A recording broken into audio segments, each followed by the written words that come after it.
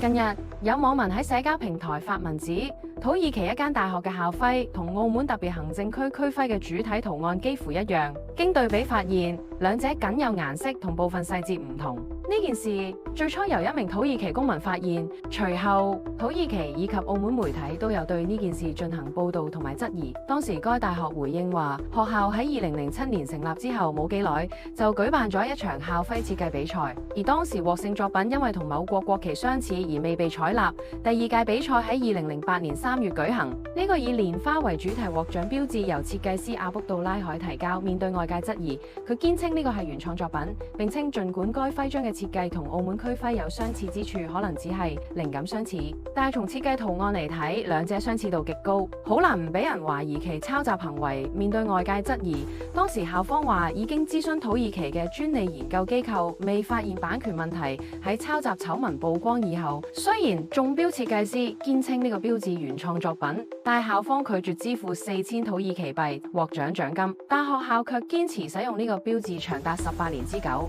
更加搞笑嘅係，最終4000土耳其幣獎金俾咗1年前設計被棄用嘅紅色校徽參賽者。呢件事你又點睇呢？評論區話我知啦。